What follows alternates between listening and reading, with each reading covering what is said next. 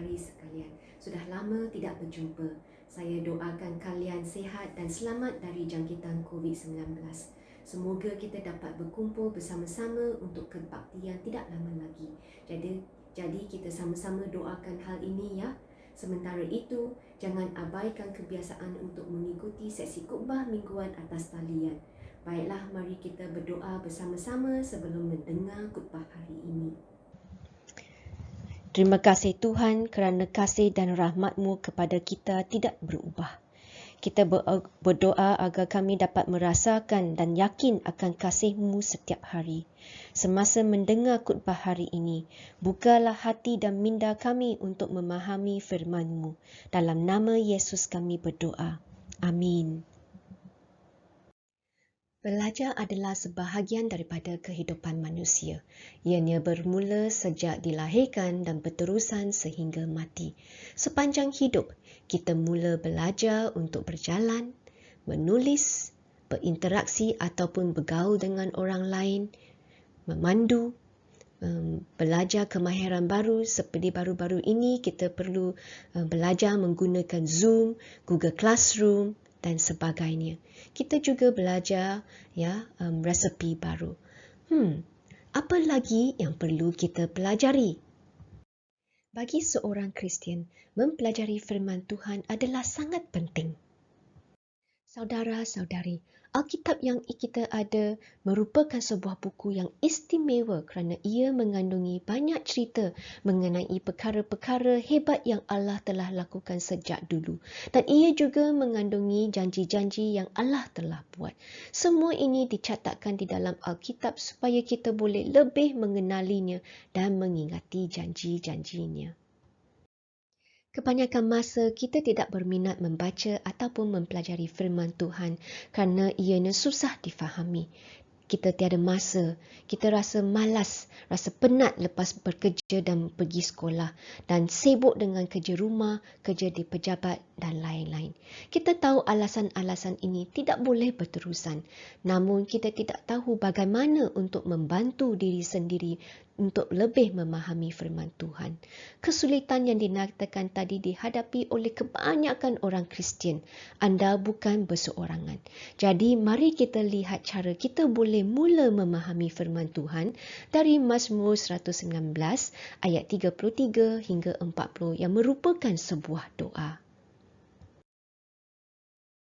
Ya Tuhan, ajarlah aku makna hukum-Mu dan aku akan mentaatinya selalu.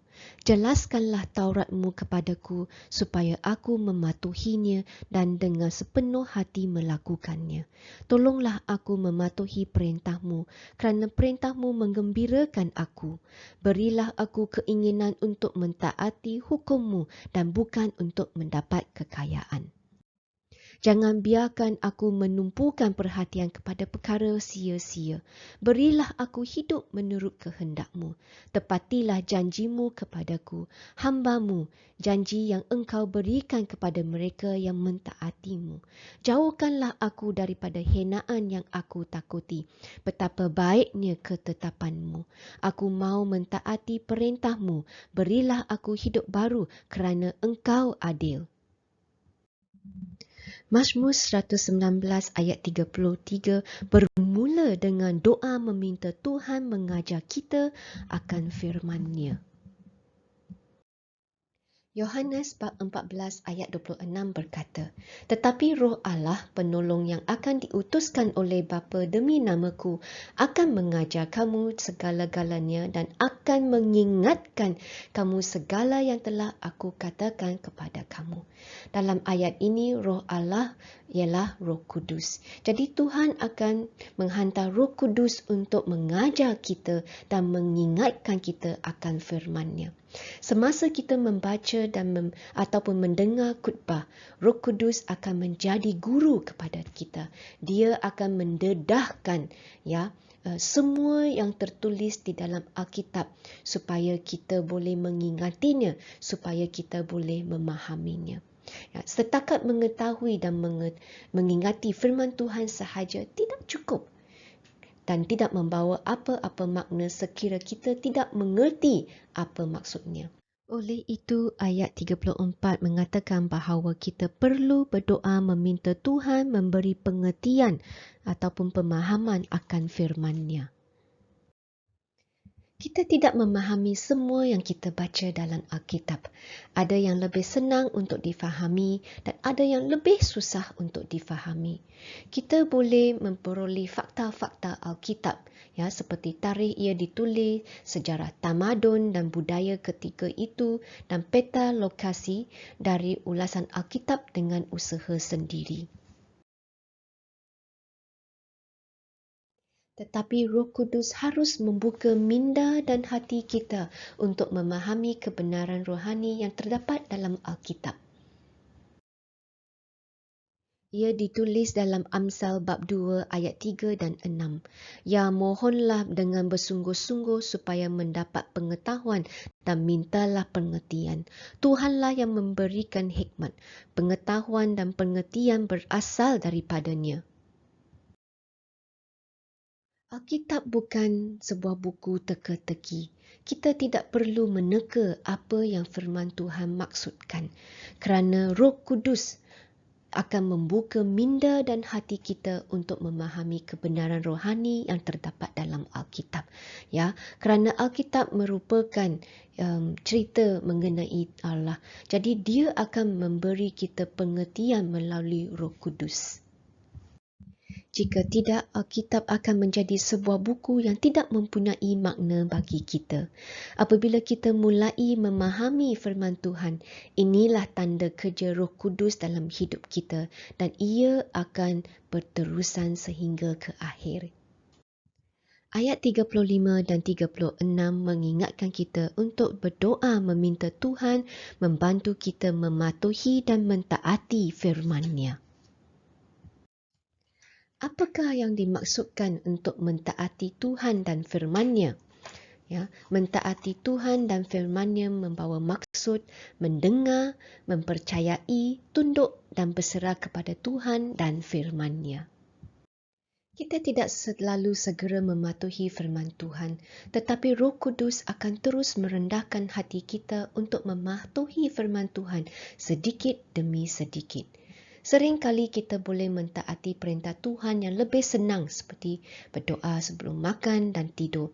Tetapi sukar mentaati perintah Tuhan yang kita rasa susah seperti kasihilah musuh kamu, jangan balas dendam. Mentaati Tuhan dan firman-Nya bukan sesuatu yang kita boleh lakukan dengan usaha sendiri.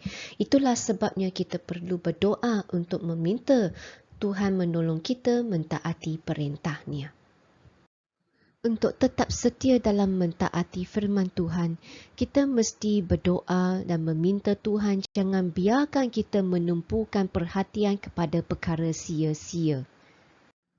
Ayat 37 mengingatkan betapa pentingnya menjaga mata kita.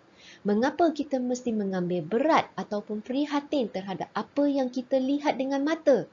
Sebab hubungan antara mata, fikiran dan hati sangat kuat. Apa yang dilihat dengan mata boleh membuatkan hati kita mula mengejar, menghasratkan, mendapatkan apa yang kita lihat. Orang Kristian tidak terkecuali dari godaan keinginan mata dan daging. Oleh itu, kita harus doa kepada Tuhan untuk mengalihkan perhatian mata kita dari perkara-perkara sia-sia. Apa yang dimaksudkan dengan perkara sia-sia? Apa-apa yang membinasakan, tidak bernilai, melukai, kosong pada akhirnya. Contoh-contoh perkara sia-sia termasuk mengejar kekayaan, penyembahan berhala, pembohongan, nafsu seksual, kejahatan moral, mengingini. Kesemua ini mempunyai ciri-ciri yang sama, iaitu tidak membawa apa-apa kebaikan. Mengejar kekayaan, kita rasa sangat penting. Tapi hakikatnya, ia bukan yang paling penting. Ya. Nafsu seksual memberi kepuasan pada masa itu. Tetapi ia meruntuhkan rumah tangga. Ia menjejaskan perhubungan antara seorang suami dengan si isteri. Pembohongan. ia menjejaskan kepercayaan orang lain terhadap kita. Oleh itu, kita harus mengalihkan perhatian mata kita daripada perkara-perkara sia-sia ini dan menumpukan mata kita kepada perkara-perkara yang baik dan yang patut dipuji.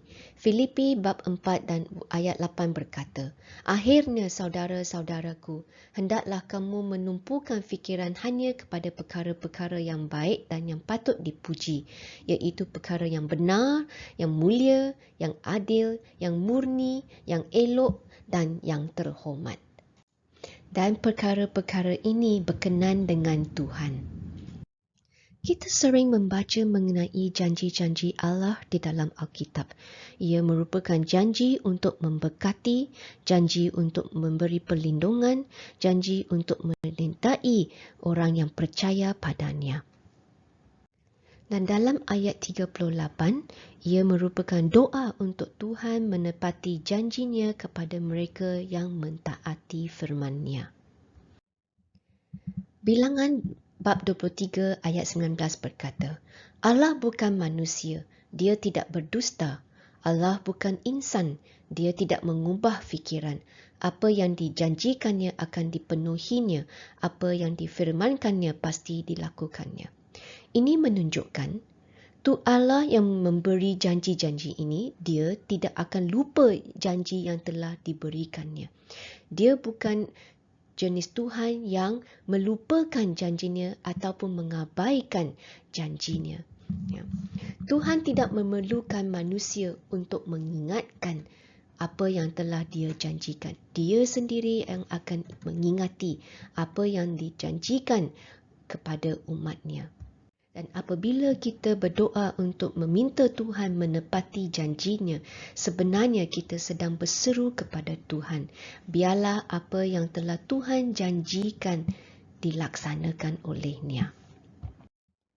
Ayat 40 adalah doa komitmen kita kepada Tuhan bahawa kita mahu mentaati perintahnya dan menjalankan kehidupan baru dalam Tuhan, iaitu untuk mempelajari firman-Nya dan mentaati firman-Nya. Semakin kita bertumbuh dalam iman kita, semakin kita berhasrat untuk mempelajari dan mentaati firman Tuhan. Tetapi ini tidak selalunya berlaku serta-merta.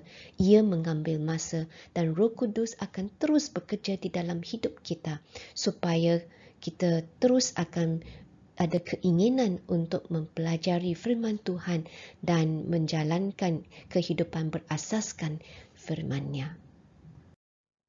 Apa yang perlu diingati daripada khutbah hari ini? Yang pertama, doa minta pengertian akan firman Tuhan. Walaupun tidak selalu memahami, jangan putus asa. Anda bukan berkeseorangan. Jadikanlah kebiasaan harian untuk membaca dan mendengar firman-Nya. Roh Kudus akan memberi pemahaman. Sedikit demi sedikit, kita akan memahami semakin banyak. Sementara ada peluang, mula baca Alkitab mulai hari ini. Jangan tunggu lagi ya. Saudara-saudari sekalian, hidup kita dalam dunia ini ada hadnya. Oleh itu, tumpulah kepada apa yang membawa manfaat. Mari kita berdoa bersama-sama. Oh Tuhan, Engkau telah mengingatkan kita bahawa pengetahuan dan pengertian berasal darimu. Bantulah kita untuk meluangkan masa untuk mempelajari firman-Mu. Berilah kita pengertian akan firman-Mu dan rendahkanlah hati kita untuk mentaati firman-Mu, supaya kita tertumpu untuk melakukan kehendak-Mu, Tuhan. Dalam nama Yesus kami berdoa. Amin. Sehingga kita bertemu. Bye-bye. Tuhan berkati semua.